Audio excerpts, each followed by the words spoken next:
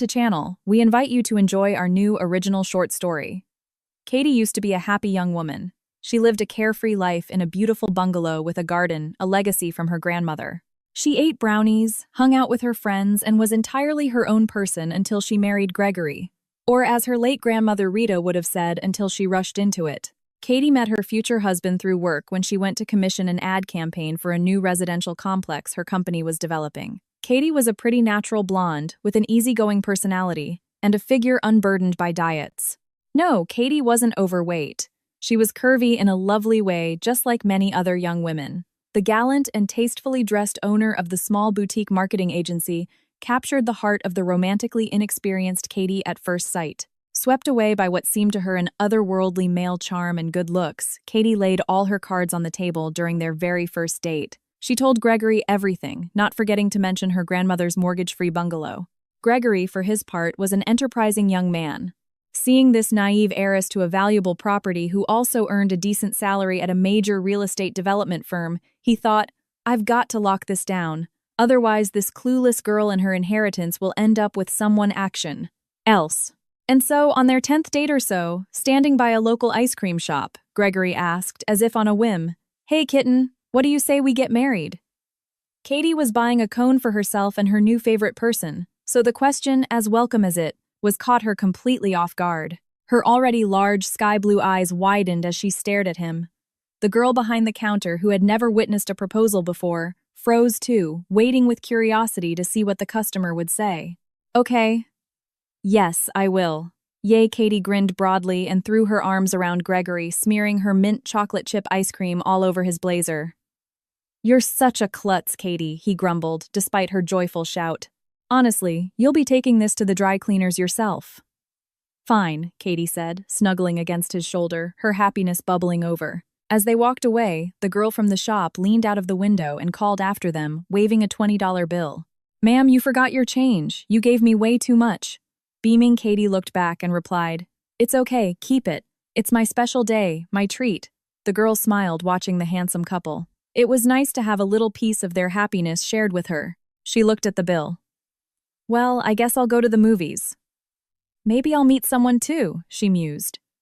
Katie and Gregory got married quietly, almost secretly.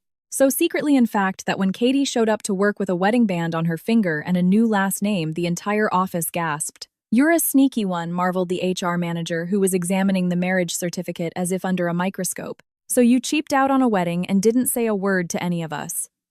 Did your best friend even know? Katie just shrugged, not wanting to answer. Her best friend Rose, who was also her colleague and sat at the desk directly across from hers, had not hit it off with Gregory, to put it mildly. Can't you see he's after something? Rose had asked bluntly when Katie first told her she was dating him. Why would he propose so fast and so unromantically? What's there to take from me? I'm not some rich heiress. Katie had waved her off. I'll introduce you to him and you'll see for yourself how wonderful my Greg is. He's so smart he started his business all on his own.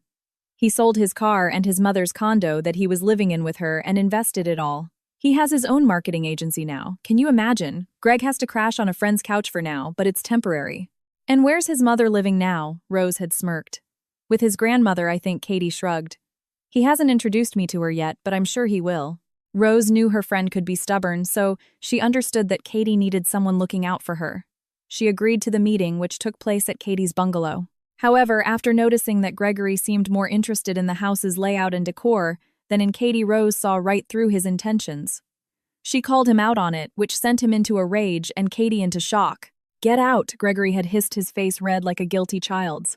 Nobody asked for your opinion. Katie, are you kicking me out too? Rose looked directly at her friend. Katie lowered her eyes and answered softly as if reading from a script. Yes, we think you're just jealous of my happiness, that's all. Rose's angry gaze shifted to the man who had put those words in her childhood friend's mouth. I get it. Have a nice life. But just so you know, Katie, when he takes you for everything you've got, don't come crying to me. And Rose left, leaving a bitter feeling in the confused Katie's heart. She felt truly sorry for hurting her friend, but the thought of losing the man she loved was even more terrifying. Rose was not invited to the small wedding of just 8 people. And now at the office, Katie was ashamed to admit to her colleagues that her best friend knew nothing about her wedding. Katie walked to her desk and sat down across from Rose. Rose pretended not to notice anything, even though the whole department was buzzing about Katie's sudden marriage. "Hi, Rose," Katie said, smiling guiltily. She was already tired of their pointless feud. "Hello," Rose replied coolly, her eyes glued to a spreadsheet. It meant only one thing: Rose had not accepted her surrender. The Cold War would continue until her grudge against Katie had faded. And how long a woman can hold a grudge nobody knows, not even the woman herself. It's a law of nature. Katie didn't press the conversation. She knew that provoking Rose was like poking a bear. So, when Gregory brought up selling Katie's house, there was no one left to stand up for the naive girl who hung on her new husband's every word as if mesmerized. And so the grandmother's bungalow, with its lush garden and wrought iron fence built to last for generations, was sold for a handsome sum. It was enough to buy not only a spacious condo for the newlyweds, but also a brand new luxury import for Gregory. All Katie got from the sale were a pair of small white gold earrings with tiny sapphires that matched her eyes. Gregory put the condo in his name. When his wife reasonably asked why, he answered by stroking her hand and smiling languidly. "It's just simpler this way, kitten, you see. When we have kids, we'll need a bigger place, maybe even a large house. When there's only one owner, it's much easier to sell fewer questions from buyers. You agree, right?" At the mention of children, Katie's heart melted like butter on a hot pancake. She wanted a baby so badly. So Katie didn't argue with the husband she trusted implicitly. "I'm sorry, Greg," she stammered. "I didn't even think about that. Let's do it your way." To seal his position, Gregory twisted the knife. "Well, if you want, I can call my lawyer right now and deed you a share in the condo if the mother of my future children doesn't trust me." "I trust you, I do. Let's just leave it as it is," Katie said in a guilty voice, waving her hands, already regretting that she had brought it up. For a whole 6 months, Katie lived on cloud nine, enjoying married life and completely forgetting about her friend, and also about her conniving boss who was always trying to cause trouble for her. Gregory, on the other hand, was focused. His business had taken off thanks in no small part to Katie's help in funneling all of her company's marketing contracts through his agency. He even had to rent a larger office space and hire more staff as his business boomed and his status rose. Gregory started paying more attention to his appearance and to men's fashion. The first person to bring the cloud-drifting Katie back down to earth was her husband. "Listen, don't you think it's time you hit the gym? It looks like married life has added a few extra pounds." Naive Katie took the comment as a joke. "Oh, I don't have time for workouts. I already get up super early to catch the bus since you never give me a ride. And I'm always the last one to leave work because my boss Sharon is constantly burying me in paperwork. Plus, all the housework is on me. When am I supposed to find time for the gym? I'm lucky if I can squeeze in a manicure. If I went to the gym, I'd just lie down on a mat and fall asleep," she laughed. "I don't drive you because it's in the opposite direction," Gregory said, annoyed. "Fine, don't go if you don't want to. Nobody's forcing you. I'm going for a run. See you later." It even seemed to Katie that her husband was offended, but then she thought that if anyone had a right to be offended by those words, it was her, not him. She poured herself some tea and settled into her favorite armchair to watch her favorite show and unwind from her boss's tyranny. For a treat, Katie was about to grab a slice of chocolate cake, but changed her mind and opted for a marshmallow, telling herself she wouldn't gain extra calories since she wasn't out running in a dark park. Katie wanted to call Rose and for the first time in her life complain about her husband. He had basically called her fat, but then she remembered they weren't speaking. What a shame, such a great topic for gossip going to waste, Katie thought with a sigh. She missed Rose, and that feeling grew stronger every day, especially when her boss Sharon was taking bites out of poor Katie's confidence. Before they used to fend off that corrupt battle axe together, and quite successfully. Everyone in Katie's office knew that Sharon, the wife of one of the company's directors, took kickbacks and padded the books, submitting reports with inflated numbers. What's more, she would shamelessly hand these fraudulent reports to Katie and Rose at the very end of the day, hoping they'd be too tired and in a hurry to get home to notice the discrepancies. Discrepancies that could cost them not just their bonuses or their jobs, but could even lead to legal trouble. That was why Katie often had to stay late. "Let's just tell the board of directors about this crook," Rose had suggested in frustration more than once. "Are you crazy?" Katie would reply, waving her hand. "One of them is her husband. You think he and people like him don't know what she's doing? You'll see, they'll make us the scapegoats." And so, the friends kept working covering for each other. But now that they had drifted apart like ships in the night, Sharon sensed a weakness and started churning out bogus reports by the dozen. The other employees felt helpless, continuing to rely on each other and play dumb as if their lives depended on it. A couple of people who had spoken out against the boss had already been fired without severance, and that terrified Katie's colleagues, who were just hoping the storm would pass them by. After all, nobody wanted to lose a good salary and big bonuses. Gregory was well aware of his wife's difficult situation at work from her complaints, but he did nothing to help her. One evening, tired and worn down by her boss's torment, Katie suddenly said to her husband, "Greg, please find me a job. I can't take this anymore. Not only does Sharon treat us like slaves, but Rose isn't speaking to me either. I'm at my breaking point. I'm constantly terrified that my department head is going to set me up to take a fall." Gregory reluctantly put down his phone where he had been texting with a sweet smile on his face. "And what am I supposed to do about it? Hire me at your agency," Katie suggested. "You said you were looking for an accountant. Well, here I am, an accountant." The smile instantly vanished from Gregory's face. "I already hired an accountant. 3 days ago. I can't just fire him. What would people say? That Greg Pierce doesn't keep his word. No respectable client would do business with me then. Besides, I pay my accountant less than what you make at your company. Can't you just tough it out a little longer?" Katie looked at her husband, hurt. "Actually, I'm your respectable client, in case you forgot. It's thanks to me that your agency is getting such big contracts, and for that I'm supposed to tough it out. Just admit it. Who are you texting while I'm talking to you?" Katie frowned. The accountant Gregory answered nervously, putting his phone away. "I see," Katie said reproachfully, and went to the kitchen to use her last ounce of energy to make dinner. On the other side of town, Gregory's accountant, a model named Bella, was fuming that her lover had so abruptly left their chat. Bella had met Gregory at a restaurant he frequented to, as he put it, maintain his image. And Gregory loved his image more than anything in the world, so he never denied himself anything. "I have to sit through another late-night dinner with clients tomorrow," Gregory would sigh dramatically. "But what won't you do for your own business? Got to go cast my pearls before swine, so to speak. So don't wait up for me for dinner."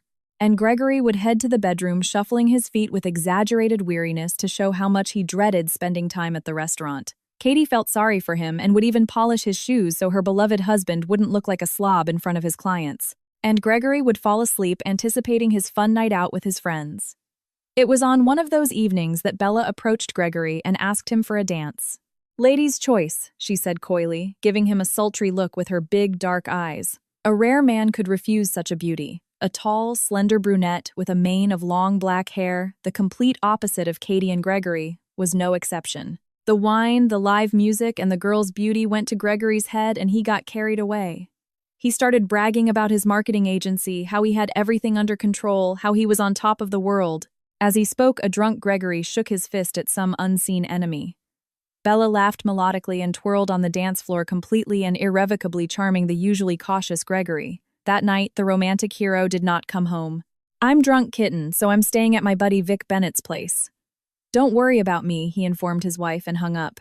Katie, completely bewildered by the situation, stared at her phone as if it were to blame for everything. She had no choice but to believe her husband's story, as she couldn't verify it by calling his friend. Because in reality, there was no Vic Bennett.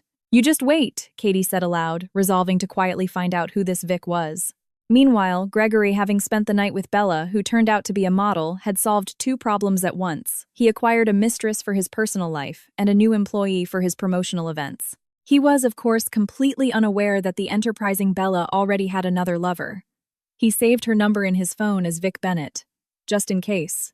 And Katie also, just in case, saved that number in her phone under the name Victor Bennett, husband's friend, so she'd know who to call next time if need be. A month went by, and the lovers saw each other almost every day. When Gregory was bored, he would text with Bella. It was during one of these exchanges that Katie had caught him when she was asking him for a job and complaining about her fate. Needless to say, the cheater couldn't have cared less about her suffering, and he simply couldn't hire her at his agency for fear of his wife and mistress meeting. It was Bella who lost her patience first. Like a furious harpy, she cornered Gregory in a restaurant and declared for all to hear, "When are you going to tell your wife about us? You promised you'd divorce her, and now what? You chicken." No one had ever called Gregory chicken before, and he hated the feeling of being caught in a lie. To make matters worse, the other restaurant patrons were curiously eyeing the attractive couple, wondering how the drama would unfold. Gregory had no choice but to promise his lady love that he would sort everything out. Of course, in his right and sober mind, the cunning womanizer had no intention of confessing anything to the convenient and comfortable Katie. But he didn't want to break things off with the beautiful Bella either. So after dropping his mistress off at her place, he bought his favorite dessert, a rich chocolate fudge cake, and headed home whistling a cheerful tune. Besides, the football game was about to start. But the miracle he hoped for didn't happen. Gregory couldn't have his cake and eat it too. At home, he was met by a tear-stained Katie phone in hand. "What are you crying about? Trouble at work again?" Gregory asked reluctantly, having no desire to get involved in his wife's problems. "Your friend," called Katie, answered in a choked voice, looking her husband straight in the eye. Gregory looked away. "Who Vic Bennett?" Katie said curtly. Gregory flinched as if doused with ice water. He looked at his wife, who had him cornered. Katie continued. "Your Vic said that you've been in love for a long time and that you're planning to divorce me. Is that true? What's her real name?" Gregory hung his head like a guilty schoolboy. "Bella." Katie let out a bitter laugh. "Your Bella is a smart woman. She was right. You are getting a divorce. I'm filing the papers tomorrow. You betrayed me." Gregory held out the cake to Katie and, trying to turn the serious conversation into a joke, said, "Come on, let's just forget about it like it never happened. It'd be a shame to throw away these 3 years. We were so comfortable together. Come on, kitten, let's have some tea." Katie was in shock. "Are you out of your mind? What tea? I'm supposed to forgive you for having an affair with a woman who claims you have long-term plans with her? So you never loved me? You were just comfortable with me? Oh no, Greg. I'm not letting you use me anymore. Get out of my house." Gregory, not expecting such spirit from his usually submissive wife, finally dropped his mask and showed his true colors. He smirked coldly, his once handsome face twisted into a mask of hatred, his eyes looking like they could drill a hole through her. "Fine. I am so sick of you anyway. It's embarrassing to be seen in public with you. No style, no class, no taste. Bella, on the other hand, is gorgeous, and we look great together. And by the way, this house isn't yours, it's mine. Got it, the condo is in my name, and so is the car. So you'll be left with nothing, Cinderella, just a pile of your frumpy old clothes. Ciao, loser." With those words, Gregory kicked the door open and walked out. Katie was so furious that, blinded by rage and hurt, she opened the window and launched the cake straight at her husband's polished-to-a-shine car. The chocolate fudge splattered across the hood, smearing greasy streaks on the windshield. "You're insane!" Gregory yelled when he saw his favorite cake smeared all over his new car. He shook his fist at Katie, quickly got into the car and sped off just as he saw her ominously pick up a potted plant from the windowsill. Gregory drove off to his mistress's, and Katie was left to contemplate her bleak situation. The entire next month passed in a blur for Katie. She had no desire to eat, take care of herself, or do anything at all. She went through the motions at the office, came home, grabbed a large tub of ice cream or a pastry from the nearby bakery, turned on a TV show, and ate her dessert without a second thought about her figure. And her figure suffered just as much as Katie did. So much so that people at work started speculating that Katie was pregnant. "I wonder when she's going on maternity leave," the secretary whispered to Sharon. "That's all we need, another one on maternity leave," the boss snapped, as if she didn't have 2 children of her own, a 9-year-old daughter and a son in 5th grade.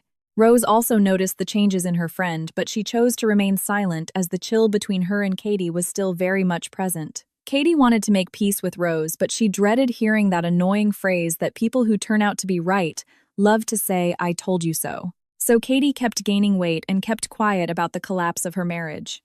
A week later, it was Gregory himself who, oddly enough, helped Katie pull herself together. His help had such an effect on Katie that she quickly got a grip, went on a diet, and started putting her life and affairs in order. "Listen, kitten," Gregory said, his voice as affectionate as if nothing had happened, as if he hadn't just betrayed his wife. "I was thinking it's not right for us to part like this. Maybe you could move out of my condo. It's too big for you all by yourself." Her husband's indifference struck Katie to the core, but she didn't scream or waste her energy. She just asked, "And where am I supposed to go?" Gregory spread his hands. "I don't know. Figure it out yourself. You're a big girl now. If you want, you can stay at Bella's studio apartment for a while. There's enough room for you. It's fine for a single person." The word "single" cut Katie deeply. Her husband wasn't mincing words. She quietly stood up and walked to her room, leaving him bewildered. "So, is that a yes or a no?" Gregory called after her. There was no answer, but he understood what it would be. What a psycho. You try to help her and she gets all difficult. Thinks she's some kind of beauty queen. Her husband truly didn't hold back. Gregory left, and Katie looked at herself in the mirror. She saw a sad, slightly plump young woman who had let herself go but who was still attractive. "Who did I let myself fall apart for? You're so weak. Look at what you've become," Katie mentally scolded herself. "My mom raised me to be happy, And that means I will be happy, period. To hell with Greg, I can do without him. Katie looked around. The apartment, like herself, was in a state of neglect. The court date was a month away. It was time to get her act together, and that's exactly what Katie did.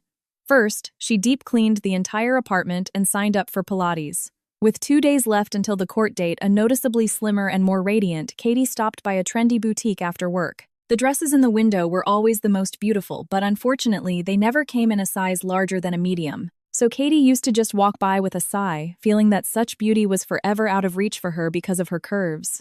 But that was then. Now Katie confidently walked into the elegant perfume-scented boutique and told the sales associate who approached her, "I'd like that blue dress, please." Half an hour later, Katie walked out of the store proudly, not with one but with 3 designer shopping bags that seemed to scream to passers-by, "This girl is a true knockout." The court hearing was scheduled for the same time Katie was supposed to submit her reports to Sharon. Wearing her new dress, Katie stood before her boss and stated flatly, "I have to go to court. I need to take 2 hours off." Sharon looked at the slimmed-down Katie over her glasses and smirked. "Well, taking 2 hours off isn't the same as going on maternity leave. So go on. You don't have to come back today. You can come in tomorrow." Her boss's unexpected generosity surprised Katie but didn't alarm her. It should have. After she left, Sharon doctored Katie's reports and forged her signature. The full responsibility for the fraud now fell on the accountant. However, Katie's guardian angel was on watch. Rose noticed the discrepancy and intercepted the documents from Sharon's secretary after Sharon had gone home for the day. She always left earlier than her subordinates. "Do you realize you could get fired for this?" the secretary asked, Rose frightened. "If I get fired, I get fired." "At least Katie won't end up behind bars," Rose replied, handing her the corrected report that she had redone herself. "File this, Marina. Otherwise, that witch is going to drag us all down with her." Katie had no idea about the sacrifice her former friend was making for her. She had other things on her mind. She was staring at Gregory, who had arrived with Bella on his arm. Only now did Katie get a good look at her rival. Bella was wearing a revealing outfit, a crop top, and a miniskirt that looked more like a belt. Heavy makeup completed her look. Gregory, too, was looking at his wife with curiosity, surprised by the changes in her over just 1 month. Katie looked lovely in the blue dress that so complemented her sky-blue eyes. Her hair was neatly styled in a low bun with a few stray curls framing her face, which was enhanced by a delicate barely there makeup. "And you said your wife was fat," Bella declared loudly enough for the judge, who also happened to be a woman, to hear. The judge looked first at Bella, who was lounging in her chair and clinging to Gregory's arm like a wild cat to its prey, and then at Katie, who was sitting quietly and patiently awaiting her fate. "Mr. Greg Pierce, you may speak," the judge said to Gregory, her voice even and emotionless, though she clearly wanted to say more. And Gregory, pointing a finger at Katie, accused her of every sin imaginable, emphasizing that the condo and the car should be awarded to him. Then Katie was asked to speak. "I don't know what to say, Your Honor," Katie admitted quietly. "They say love lasts for 3 years. That's how long my husband and I were married. I guess the warranty just ran out." A ripple of laughter went through the courtroom. Even the judge smiled. There were only a few minutes left before the verdict was announced. In that time, Katie had already mentally resigned herself to being homeless, while Gregory smiled smugly, confident of his victory over a defenseless woman. When the judge announced her decision, the smile vanished from the face of Katie's now ex-husband. All marital property, including the car, was to be divided equally. "What does that mean? Now you have to share with that frump," Bella screeched, with no regard for anyone else present. "Good thing you transferred your business to my name, or she would have grabbed that too." The nerve of her look at her Gregory shushed his mistress, and she fell silent, glaring at Katie. For Katie, it was as if a huge weight had been lifted from her shoulders. She wouldn't be homeless. The fact that she wouldn't get half of her ex-husband's business didn't bother her at all. "I don't want what isn't mine," she thought, and walked out of the courthouse, a free woman. But just as Katie was about to turn the corner, her ex-husband roughly grabbed her arm. "You think you won, you little schemer? I'm going to make your life a living hell. I'll pay you for my half of the car in installments. Tiny ones. It'll take 5 years. So don't count on getting rich. And with the condo, you have 2 options, either sell me your share or put up with tenants." "And how much are you offering for my half?" Katie asked.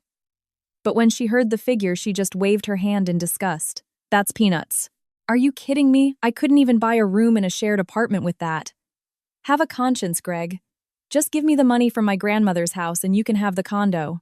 At that, Gregory just smirked and gave Katie a rude gesture. While Katie stood there in shock at her ex-husband's stunt, Gregory got into his car whistling and drove away.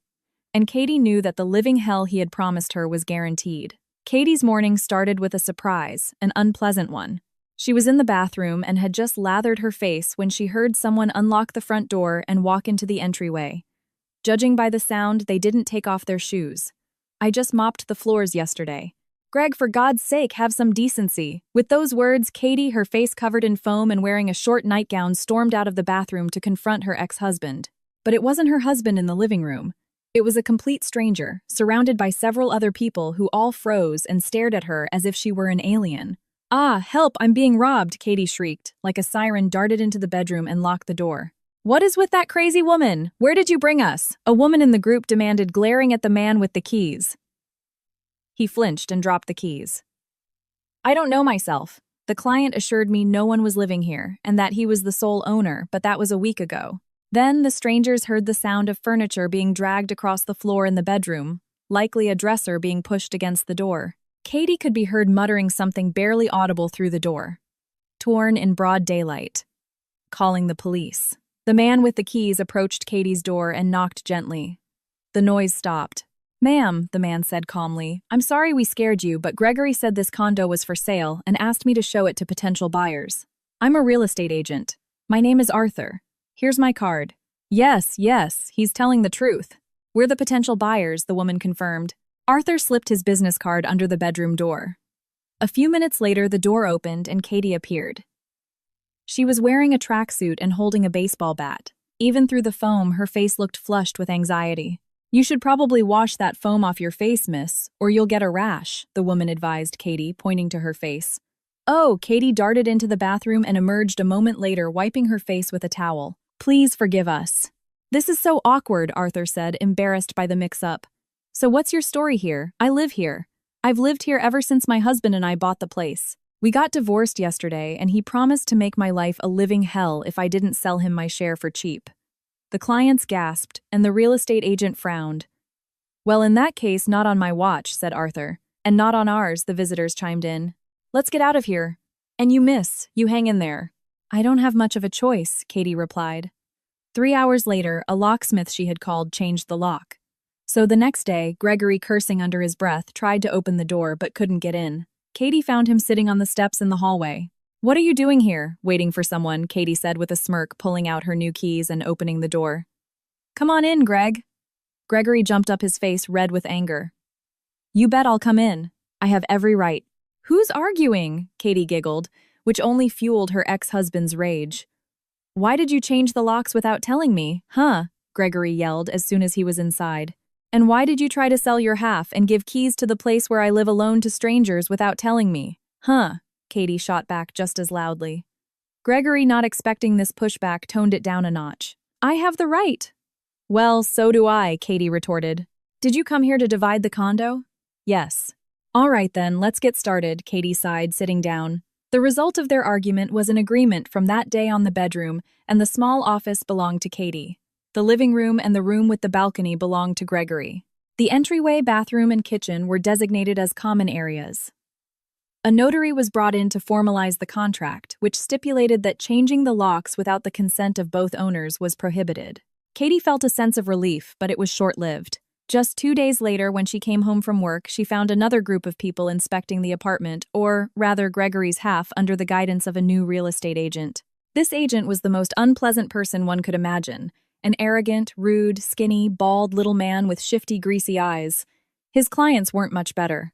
When Katie walked into the kitchen, she saw a woman standing in the middle of the room in her dirty shoes, rummaging through the pots and pans, and already snacking on some ham she had taken from the fridge without asking. Chewing on the savory slices, she drank tea from Katie's mug, and under the astonished gaze of the homeowner declared, "You should wash your pots better." "Are you a slob or something?" Katie, blushing from such audacity, barely restrained herself from pouring the rest of the tea over the stranger's head. It wasn't so much about the expensive ham she had been saving for herself as it was about the real estate agent's client's complete lack of decorum. "Get the hell out of here," Katie shouted instinctively, understanding that rudeness could only be fought with more rudeness. "Trying to steal my food, are you? Hey, realtor, you'll owe me for your client's behavior." "And you, what are you waiting for? Get going."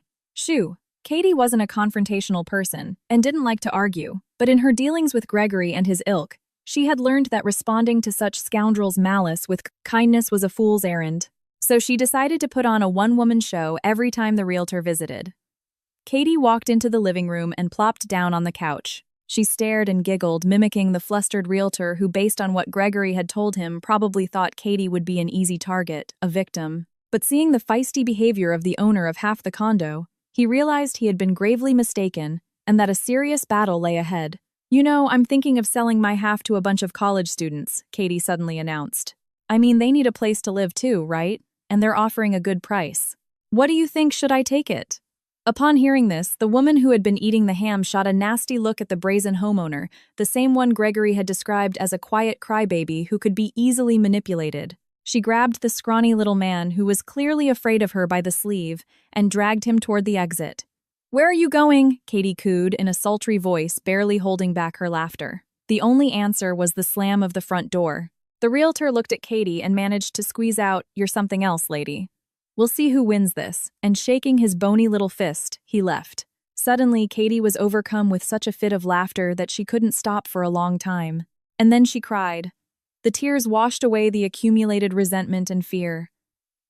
From that day on, Katie lived in constant anticipation of the lock clicking and strangers barging into her home without any ceremony. Katie couldn't relax, couldn't even eat in peace. Every minute she felt like some gawker was about to start staring at her and touching her things. The last straw was her grandmother's broken vase. It was all that was left of the valuables Katie had sold for Gregory's sake. It was he who had insisted on selling her grandmother's house and the collection of antiques the old woman had spent her life gathering. The only thing Katie hadn't been able to part with was a Chinese vase from the Qing dynasty. And now, coming home after a long day at work, Katie was horrified to see blue and white shards of her grandmother's vase scattered on the floor. Anger and hurt took over, and with trembling hands, Katie dialed her ex-husband's number. "Greg, who broke my grandmother's vase? It's in pieces, there's no way to fix it," Katie cried into the phone, her voice choked with grief. "It was a memento of my grandma." "Stop tormenting me." Gregory reveled in his ex-wife's sorrow, believing she had unfairly gotten half the house and car. So he replied with a smirk. "Big deal. A little vase broke. What's the problem? The main thing is everyone's alive and well. That Bella of yours was a bit clumsy when she was looking at it. Sorry these things happen. But it was a memento." Katie couldn't wrap her head around how someone could break a vase and not even bother to clean up the pieces. "Oh please," Gregory drawled. "If you want, I'll buy you a new vase, just stop whining." And he hung up. Where he planned to find an identical Chinese vase was a mystery to Katie.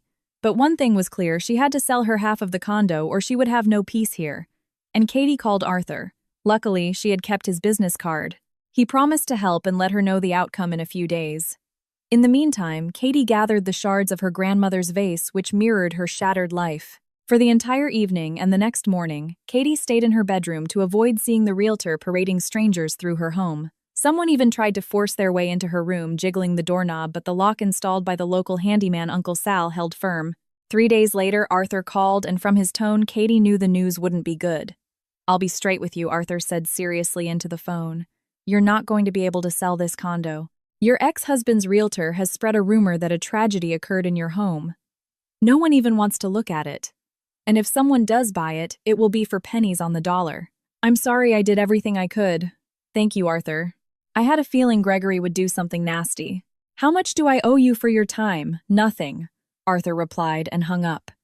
Katie's spirits sank. She didn't know what to do or where to go. The only person who could help her was angry with her.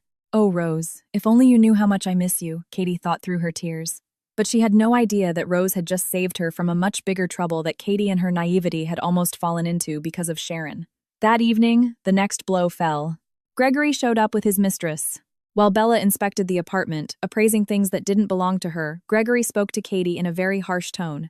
"You know, I'm a practical man, and my share of this condo should be generating income. So I've decided to rent my part out to 2 guys. There's just one catch. Because I'm not asking for their IDs, they're paying me double the rent. It's a lot of money, you understand." So, I agreed. "They'll be moving in 3 days, so don't be surprised." "What if they're criminals?" Katie asked, frightened. "Most likely," Gregory replied. "They've already paid the deposit. They'll pay the rest when they move in." "But what about me? How am I supposed to live in the same apartment with two criminals? Katie exclaimed. That's your problem, Gregory answered, his eyes narrowing slyly. But there is a way out. What is it? You sell me your share and move out, Gregory said firmly. And Katie knew she was backed into a corner. Had she ever imagined it would come to this? All right, Katie said, her voice cracking. I'll sell you my share. That's more like it, Gregory exclaimed, happily pulling out ready-made documents from his briefcase. Sign here and here. Once the deal was finalized, Gregory stood up to leave. Oh, and one more thing, he turned and looked at Katie mockingly.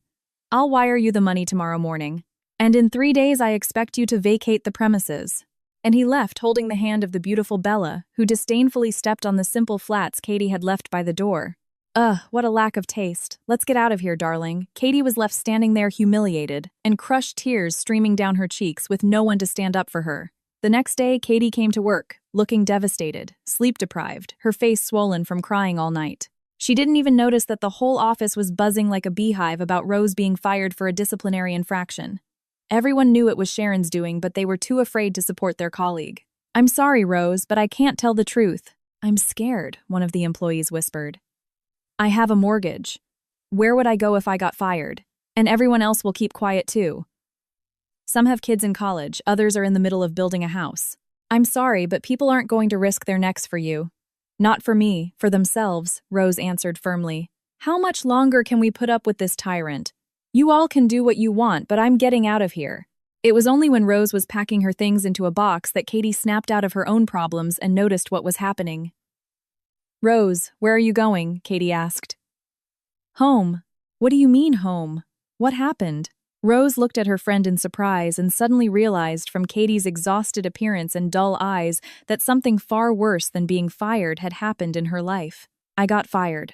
But what's up with you, spill it?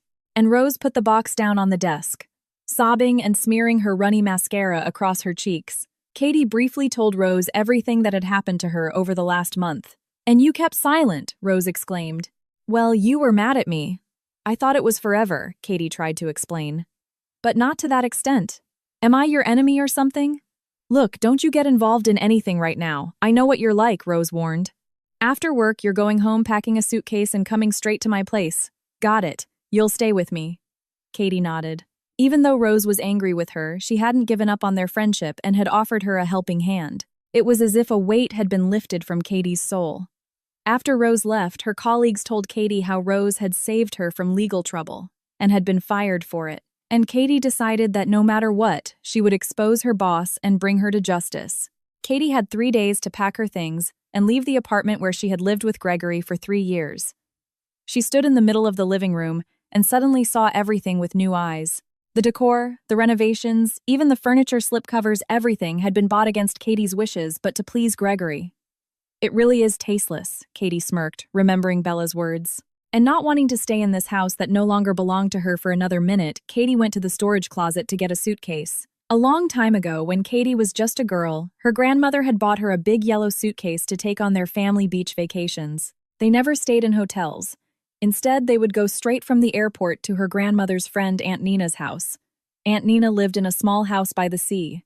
A spacious porch was attached to the house where her parents, grandmother, and little Katie would comfortably settle in during their vacation. And now, behind the creaky closet door, Katie saw that same yellow suitcase, its leather slightly worn with wide straps. Wiping off the dust, Katie opened the suitcase and found something that made her heart ache. A forgotten old friend, a plush teddy bear with buttons for eyes, a kaleidoscope, childhood photos from the beach, a large seashell holding a collection of colorful sea-polished stones, and a couple of handmade Christmas ornaments. And there was also a postcard with a drawing of a dolphin, and a message written in a boyish hand. Katie, come back soon. I'll be waiting, Liam. Warm memories washed over Katie like a sea wave, and tears of tenderness welled up in her eyes. Katie remembered Liam, a tanned, barefoot boy with sun-bleached hair and cute freckles on his nose. He was Aunt Nina's grandson, and she thought a few years older than her. She didn't remember exactly how much older, and it didn't matter. What mattered was that Liam was Katie's first love. Every time she saw him, her heart would flutter and she would want to smile from ear to ear. And Liam was always happy to see her too. Together, they would run to the pier to watch the ships and collect seashells on the shore. It was Liam who had taught Katie to swim reasonably well. Oh, what wonderful times those were. I'd give anything to be back there again, Katie thought, gathering her precious mementos. 3 hours later, she was at Rose's place. Her friend had baked pies in anticipation of her arrival. It smells so delicious. Raspberry pies just like Aunt Nina's, Katie exclaimed, joyfully inhaling the sweet berry aroma. Who's Aunt Nina? Rose asked. And Katie told her about the closet, the suitcase, and the memories. Rose glanced at the yellow suitcase by the door and suddenly burst out laughing. What's so funny? Katie asked. Well, it's summer now and you have a week of vacation coming up. So why don't you fly down and visit, Aunt Nina, Rose suggested. I don't even know if she's still alive. I don't have her number. How can I just show up? What would I say? Hi, I'm your long-lost niece, Katie asked. Well, you can find out. Maybe the woman needs help, Rose insisted. And if things don't work out, you can always get a hotel room. Katie looked at her friend quizzically, then smiled. Rose always knew how to distract her from her troubles. The money Gregory had transferred for Katie's share of the condo was just enough for a plane ticket, a hotel stay if needed, and to rent an apartment upon her return. Though Rose immediately dismissed the last point, insisting that Katie stay with her until she had fully recovered from the divorce. And Katie decided to do it. She was heading south to the place where she had left her best childhood memories. No sooner said than done. And so, the airplane, its silver wing gleaming in the summer sun, carried Katie to the place she was irresistibly drawn to, a place where she could heal the emotional wounds inflicted by her now ex-husband. Finding Aunt Nina's house was easy for Katie. The small southern town had barely changed.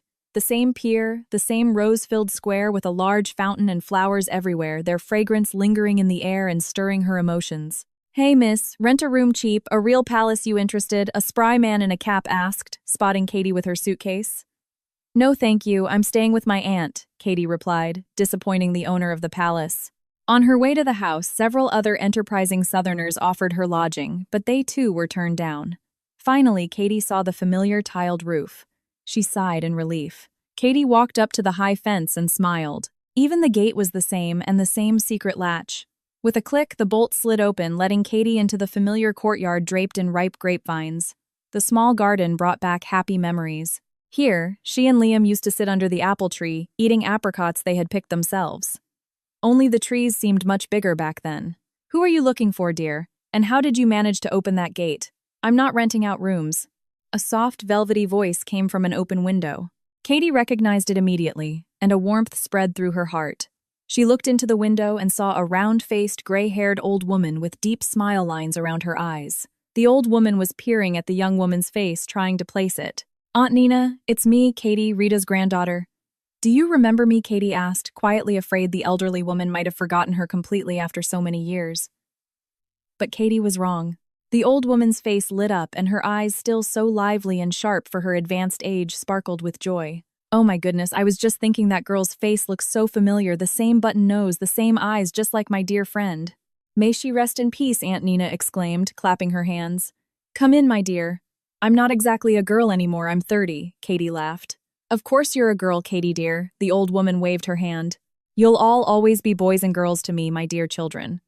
The next moment, hurried footsteps were heard in the house's entryway, and the spry old woman scurried out to embrace the Katie she remembered as a little girl.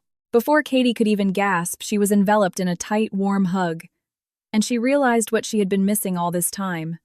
Family. A real family, not the kind she had with Gregory. A lump formed in her throat, and the pain of resentment and loneliness burst out in a flood of tears. Katie wept, weeping her heart out without shame or trying to hide her tears. And Aunt Nina just stood there silently stroking Katie's head, letting her cry it all out. The wise woman understood that her girl had traveled so far after all these years for a reason, to heal her soul. It must be hard for them in those big cities. So lonely, even with all those people, Aunt Nina thought. I wonder how my Liam is doing. Why did I let him go to those foreign lands? I'm sorry, I didn't mean to cry. It just came out, Katie said, sniffling. It's all right, my child. A person needs to cry just as much as they need to laugh, the old woman soothed her. Tears cleanse the soul and keep it from growing hard. When Katie and Aunt Nina, arm in arm, entered the house, the young woman gasped. Everything inside was just as she remembered from her childhood. Nothing had changed.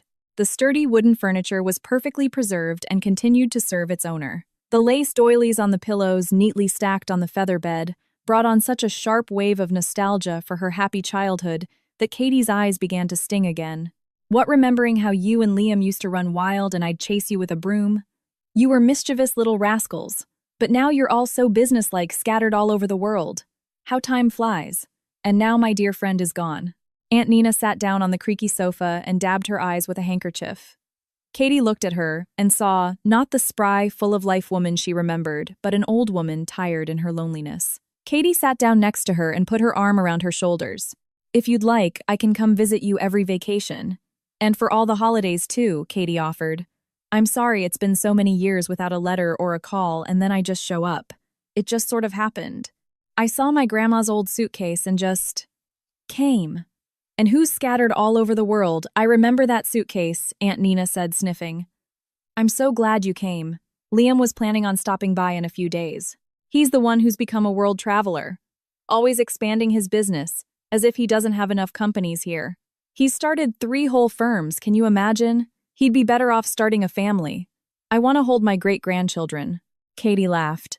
The old woman's complaints were endearing, allowing her to forget her own troubles. Oh, what am I doing, getting all sentimental? Aunt Nina clapped her hands. A girl comes all this way and still hasn't been fed. For shame. You, Katie, dear, go get washed up in the bathhouse. You know where everything is right. Oh, dear me, old age is no joy. And Aunt Nina bustled off to the kitchen, tying on her apron. Whether it was the joy of their reunion or the feeling that Katie was finally in her rightful place, the resentment towards her ex-husband and the weight of her troubles, which had been pressing down on her heart, simply vanished. Her soul felt so light and joyful as if the last 18 years had never happened, and she was still that little girl Katie. Mashed potatoes with meatballs and fluffy pancakes with cold milk, that was all she needed right now. And then a deep sleep on a feather bed as soft as a cloud.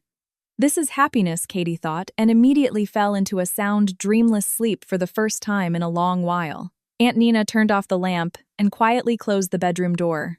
She knew something terrible had happened to Katie and was waiting for her guest to tell her everything herself. Katie woke up early the next morning to the sound of waves. She felt well-rested and happier than ever. Good morning, early bird, the old woman smiled at her. Sit down, let's have breakfast. Eat 'em while they're hot. And Aunt Nina placed a stack of pancakes in front of Katie. Next to the plate of fluffy pancakes, bowls of thick sour cream and raspberry jam magically appeared. Oh wow, this looks amazing, Katie exclaimed, and dug in, mentally bidding farewell to her diet. It was simply impossible to resist such a treat, and Aunt Nina watched with delight as the fragrant stack of pancakes quickly disappeared, happy that someone appreciated her efforts.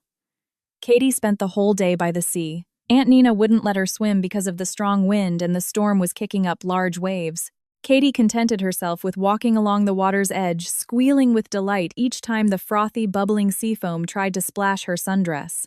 The next day, the storm had subsided, but there were still very few brave swimmers. The waves were still large. At this rate, I'll spend my whole vacation just walking on the beach, Katie said with frustration. Nothing ventured, nothing gained. And slipping off her light sundress, Katie ran into the water and plunged into the warm embrace of the sea. Katie hadn't felt this good in a long time. The storm seemed to have completely died down, and other vacationers began to venture into the water closer to the shore. Katie, however, decided to swim out a bit further. The fact that she could see the bottom gave her confidence. Suddenly, someone on the shore shouted, "Big wave, get out!" Katie looked back and froze. About 30 feet away from her, a wall of dark water was rising. Katie started swimming towards the shore, but it was too late. The powerful wave crashed over her head, flipping her like a twig. Katie was pulled underwater. She opened her eyes. The receding wave was dragging her out to sea. Don't panic, Katie thought, trying with all her might to fight the riptide. But she was running out of strength. Her body was being pulled down, her mind clouded with shock. The fear of not being able to touch the bottom, exhaustion and despair played their cruel trick. Katie began to drown.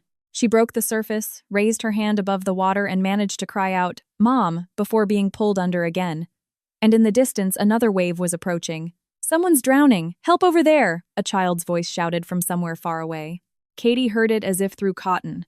She was critically low on air and she had no strength left to surface and take a breath. So this is it. I'm going to die in the sea, she thought with self-pity. Rose would have laughed at me. How ridiculous! Suddenly someone grabbed her by the hair and pulled her to the surface. Breathe, a male voice commanded. By the time they reached the shore, Katie had used her last ounce of strength and passed out. A minute later, she came to coughing up seawater. Drink this. A man's hand offered her a bottle of water. I don't want to, I've had enough, Katie said weakly to the hand. Drink. And Katie obeyed, taking a few sips, and then realized she felt much better. She turned and looked in surprise at the young man who had saved her. Water was streaming from his clothes. Thank you, Katie said quietly. You're welcome, the man replied. Who goes swimming in a storm? I thought I could handle it. I thought wrong, she added. What's your name, Katie? The man froze and looked at her intently. Anderson, Katie, hiccuped her eyes wide as she stared at her rescuer. It used to be. Why? How do you know that? Who are you? The man laughed.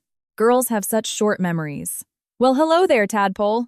Katie scrambled to her feet and ran to the man. Liam, hi, she exclaimed, hugging her childhood friend. Let's go home, he said. Grandma sent me to find you as soon as I walked in the door. She had a feeling something bad would happen. Look, don't tell her anything. Of course, Katie nodded, and suddenly started to cry. I'm so happy to see you. Happy to see me, huh? Liam said, surprised. All right, spill it. What's been going on with you all these years? And as they walked home, Katie told her friend everything that had happened to her, not even forgetting about Sharon and her current situation. I see, Liam said, his brow furrowed. Life has really beaten you up. And now I want to start over with a clean slate, Katie said, and missed the faint smile that crossed Liam's face. 3 weeks flew by. During that time, Katie's old feelings for Liam reignited. It was as if her first love had never gone away, but had just been sitting quietly in a far corner of her heart, waiting for its moment. Liam reciprocated her feelings and even suggested that Katie stay or go with him to become his right-hand person at one of his companies. Katie regretfully declined. I love you, Liam, but I can't leave Rose high and dry right now. I told you she got fired because of me, and I want to get back at our boss for it and expose her dirty dealings. They're fleecing the company, preventing it from growing. And the owner is a trusting man, and he's old. He's easy to deceive. All right, go. But don't be surprised later, Liam said, hugging Katie and kissing the top of her head. Surprised by what you'll see. We'll meet again. I'd be happy if we did, Katie said, burying her face in his shirt. The plane carried Katie back to her city, but now she wasn't afraid of anything. All her anger and resentment were left behind somewhere at the bottom of the sea. And in her heart, love had taken root. In a few days, she had to go back to work where the universally hated boss and her director husband ruled the roost. She had absolutely no desire to go. She wanted to quit, but Liam supported her and practically forced her to pull herself together and show up at the company. When Katie walked into the office, she noticed that everyone seemed tense. Sharon was dressed in her best clothes and had put on a full face of makeup, which meant only one thing: the owner of the company was coming. But why, Katie didn't know. And then in the crowded hall, the old owner of the firm appeared. Sharon stood at attention before him, casting a sly glance at her husband, who was fawning over the old man. Friends, the owner addressed the employees. I'm tired. I'm retiring. The company now belongs to another man, a worthy and strong leader. Please give a warm welcome to Liam Donovan. At that moment, the ground nearly gave way beneath Katie's feet. Standing before her was Liam, her Liam. Her mouth fell open in astonishment, but when he walked over to her, she got scared. Dear colleagues, he said. And I, in turn, would like to introduce you to the new director of the company, Miss Catherine Anderson. Katie saw the shocked faces of her colleagues, the terrified exchange of glances between Sharon and her husband, and everything fell into place. Katie smiled and looked at Liam. Your first directive, Miss Director, he said. And Katie did what the entire office had secretly been dreaming of. She walked up to her boss and her husband and said in a firm voice, You're both fired. Rose was appointed the new department head, and within a few months, the company's performance soared, and employee salaries increased significantly. 6 months later, Katie and Liam got married, throwing a huge corporate wedding. And the husband's wedding gift to Katie was the repurchased house of her grandmother, where they settled down, bringing Aunt Nina to live with them. 2 years passed in a flash. One warm family evening, there was a timid knock at Katie's door. Liam opened it. On the doorstep stood Gregory. He didn't look well, paunchy, unshaven, in a worn-out tracksuit. His whole appearance evoked nothing but pity. Can I help you? Liam asked, wiping his hands on an apron. I'm here to see my wife. She lives here now, right? Gregory asked, out of habit. Your wife isn't here. Only mine is, Liam replied. He knew who was standing before him. "Honey, who is it? Did they bring the milk?" Katie's gentle voice called out as she appeared holding a curly-haired one-year-old boy. She froze when she saw her ex-husband in such a state. "Bella left me. She took all the money and ran," Gregory blurted out his misfortune. "And you, I see you're happy. Forgive me." "I forgave you a long time ago," Katie replied. Liam scowled at the uninvited guest, and Gregory, sensing he wasn't welcome, turned and walked away, feeling the door close behind him. The image of the child was seared into Gregory's mind, and regret for his mistakes tore him apart. "That could have been my son," he thought. And once